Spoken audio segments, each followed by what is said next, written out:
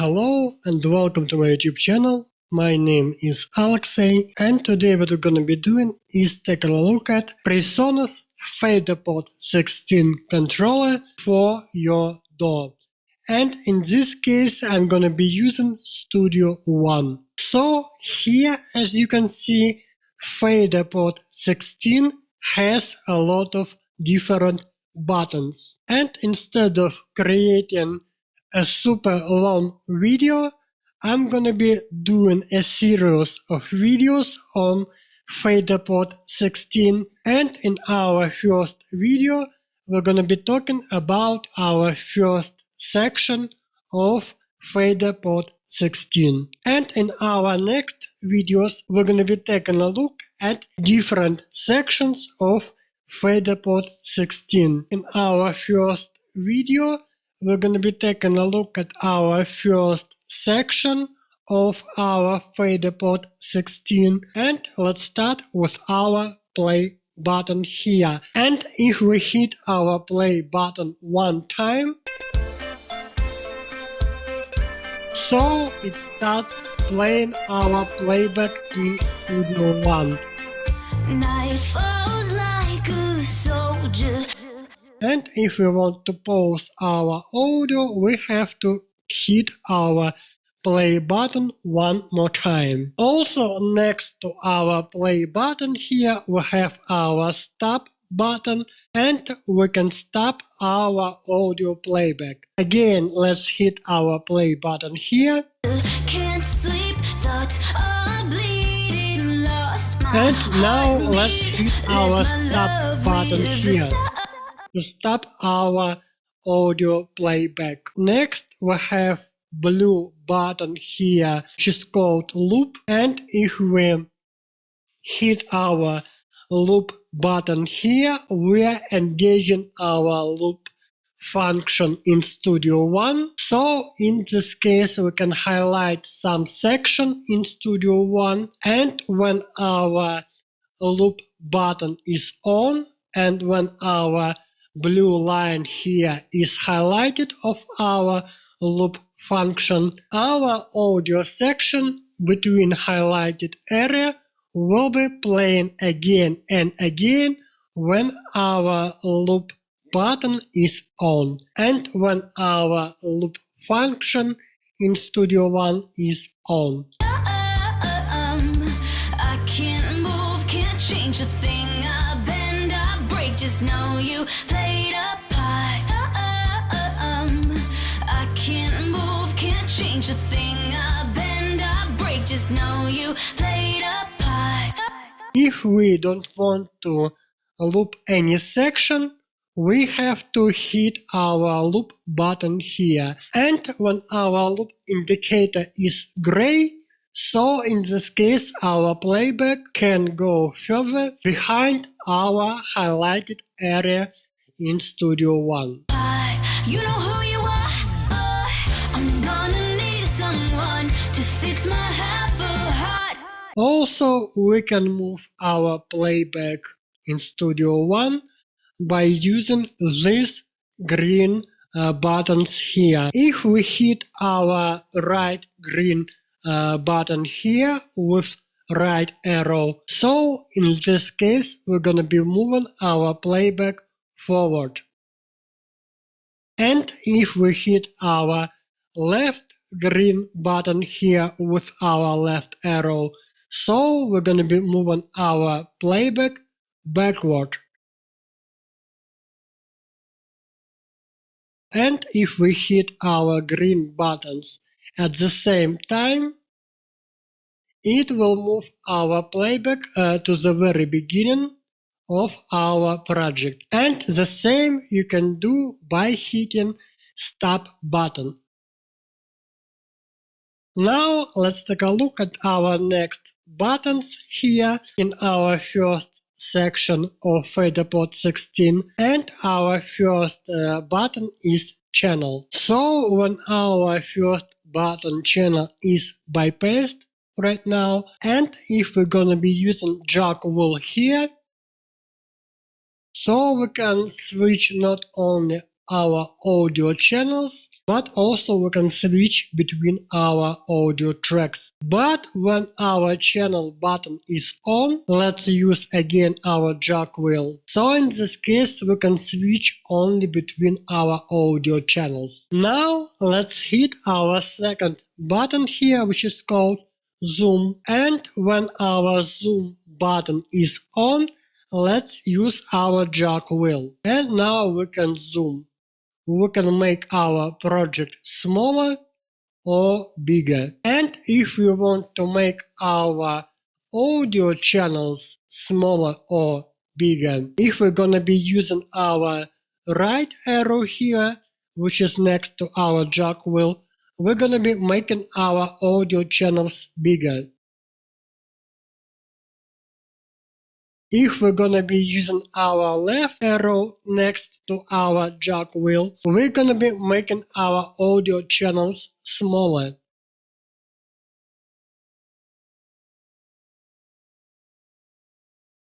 Now let's hit our scroll button here, and when our scroll button is on, and we're gonna be using jog wheel here, so in this case we can use our playback. Now let's hit bank button here, and when bank button is on and we're gonna be using jog wheel, so again we can switch between audio channels in Studio One. Now let's hit our master button here. When our master button is on and when we're gonna be using jog wheel, so in this case we can move our fader on our master bus.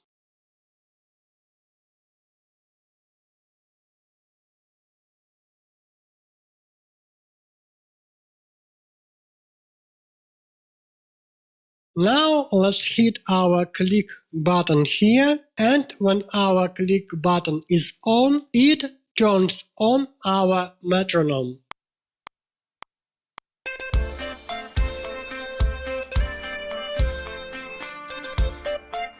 So now you can hear our metronome with our audio playback. And if you don't want to use metronome, you can hit click button one more time. Now our metronome is off. Then we have section button here. And to engage section button, we have to hit our shift button here. When our shift button is on, now let's hit our section button here. And it opens our arranger window in Studio One. So when you hit one time section button here, it opens our arranger window in Studio One. And if you hit section button one more time, it closes our arranger window in Studio One. Now let's go to our final button here, which is called marker, and our shift button is still on. And now let's hit our marker here. And it opens our marker menu and it creates our markers in Studio One project. And if we hit our marker button one more time, it closes our marker window in Studio One. Now when our shift button is on, let's go again through these buttons in our first section of Faderport 16. So again, when our shift button is on, let's hit our first button, which is called channel. And right now when our shift button is on, and if we hit our first button, which is called channel, we are opening our inspector window of our audio channel in Studio One. And if we want to close our inspector window, we have to hit our channel button again when our shift button is on. And now it closes our inspector window. Now when our shift button is still on, let's hit our zoom button here. And our zoom button opens our audio editor mode in Studio One when our shift button is on. And if we want to close our editor window in Studio One, we have to hit our zoom button again. Now let's hit our scroll button, and it opens our mixer in Studio One. It opens our mixer when our shift button is on. When our shift button is on and when we are hitting scroll button here, it opens and it closes our mixer in Studio One. Now when our shift button is still on, let's hit our bank button here. And when we are hitting our bank button here, it opens our browser in Studio One. And if we hit our bank button one more time, when shift button is still on, it closes our browser window in Studio One. Now let's hit our master button when our shift button is still on. And when we are hitting our master button here, it opens our scratch pad window in Studio One. And if we want to close our scratch pad window in Studio One, we have to hit our master button again. Now let's hit our click button here when our shift button is still on, and it opens our tempo track in Studio One. And if we want to close our tempo track in Studio One, we have to hit our click button again. Now let's hit our section button again when our shift button is on, and it opens our arranger window in Studio One. And if we want to close our arranger window in Studio One, let's hit section button again. And finally again, let's hit our marker button here when our shift button is on. And when we are hitting our marker button here, it opens our marker window and it creates two markers in Studio One. And to close our marker window in Studio One, let's hit again our marker button here. Now let's take a look at our upper buttons here in our first section of Faderport 16. So the first button is called Latch, and if we hit our Latch button here, so now we have Latch mode for our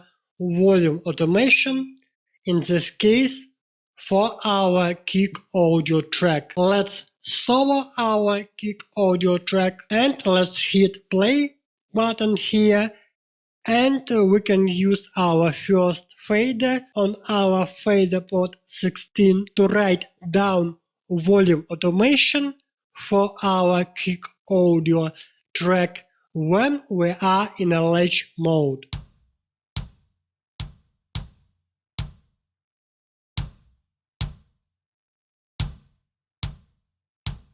And now let's hit our touch button here, and right now we are in a touch mode of our volume automation for our kick audio track. Again, let's hit our play button here, and again let's use our first fader to write down our volume automation when we are in a touch mode of our volume automation.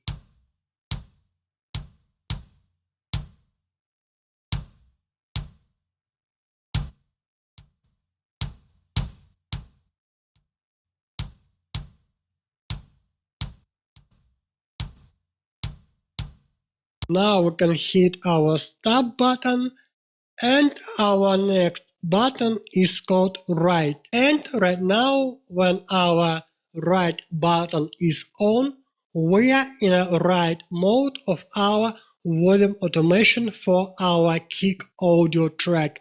Again, let's hit our play button here and let's use our first fader to write down volume automation for our kick audio track.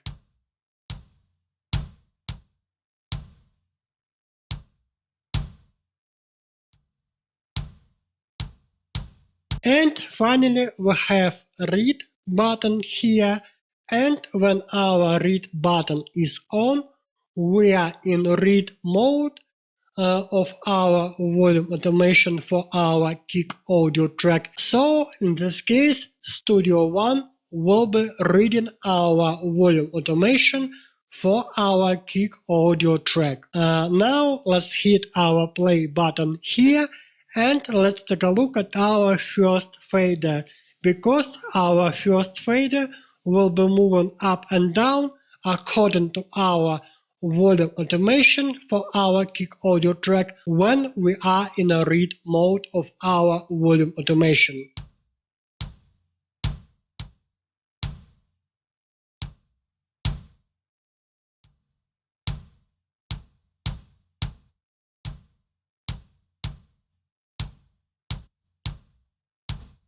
Now let's hit stop, and now let's hit our shift button again here. So when our shift button is on and when we're hitting our latch button here, it saves our project. If we want to undo our volume automation here, again when our shift button is on, we have to click our off button here and it will be undoing our volume automation on our kick audio track. If we want to redo our volume automation, so in this case when our shift button is on, we have to hit our trim button here.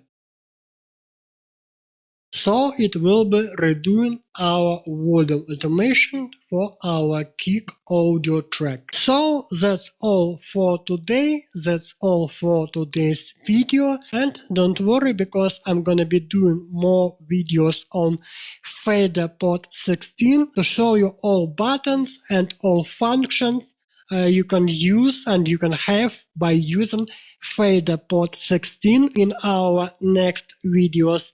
But that's all for today, and for today I just wanted to show you the very first section of Faderport 16 and how you can use first section of Faderport 16 to speed up your workflow in Studio One or in any other DAW where you can use Faderport 16 with. Thank you so much for watching. I hope you liked the video, and if you want to buy Faderport 16, I'm gonna leave a link in the info box of this video. See you next time.